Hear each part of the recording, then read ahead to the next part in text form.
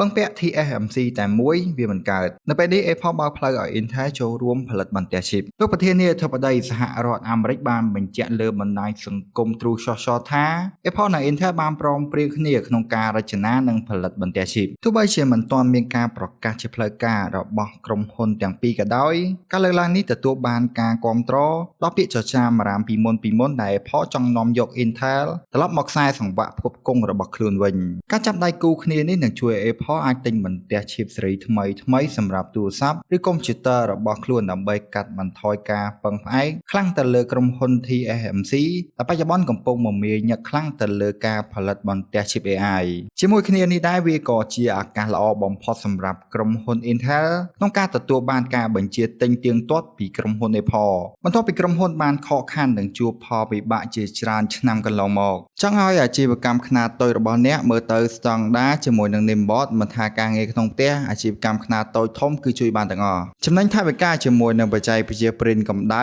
មិនប្រើទឹកថ្នាំគឺគ្រាន់តែផ្លាស់ប្ដូរក្រដាស sticker ជាការស្រេចជាមួយនឹងម៉ាស៊ីនច្រើនជម្រើសចាប់ពីខ្នាតតូចដល់ខ្នាតធំវាមានល្បឿននៃការព្រីនលឿនអាចព្រីនក្រដាសច្រើនក្នុងពេលតែមួយដោយគ្មានបញ្ហាកំងឥឡូវនេះជាមួយនឹងទំនុកចិត្តកាន់តែខ្ពស់ជាមួយនឹងការធានារយៈពេល1ឆ្នាំពេញពី Nimbot Cambodiaលើពីនេះទៅទៀតវាក៏ជាចំណុចដ៏ល្អសម្រាប់រដ្ឋាភិបាលអាមេរិកក្នុងការបង្កើនការងារនិងការវិនិយោគក្នុងប្រទេសខ្លួនដោយរដ្ឋាភិបាលបានត្រៀមលុយ$10,000 លានដើម្បីជួយ Intel ក្នុងគោលបំណងកាត់បន្ថយការពឹងពាក់និងនាំចូលពីប្រទេសចិននិងតៃវ៉ាន់